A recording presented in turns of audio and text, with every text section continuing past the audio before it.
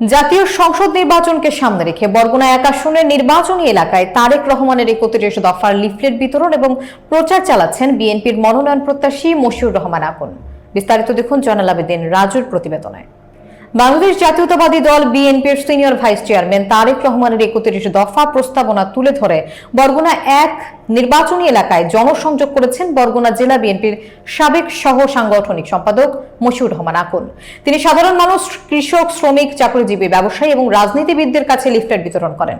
এ সময় মশিউর রহমান আকন বলেন, আমি নির্বাচিত হলে তারেক রহমানের নেতৃত্বে দুর্নীতি ও বিশৃঙ্খলা মুক্ত সরকার গঠন করা হবে।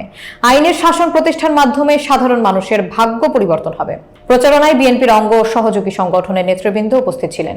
নির্বাচনী এলাকায় এই প্রচার কার্যক্রমকে সাধারণ মানুষের মধ্যে ব্যাপক সাড়া পড়েছে বলে জানিয়েছেন আয়োজকরা। ভুল করে বিহার করে যাচ্ছে এই আমতলি তালতলি থেকে দীর্ঘ 54 বছরের দুঃশাসন। আপনারা যদি আপনাদের পবিত্র আমানত দিতে সঠিক পাত্র যেতে অক্ষম হন, ভুল করে, তবে চিরকাল তার জন্য আপনাদেরই শাস্তি ভোগ করতে হবে। আপনারা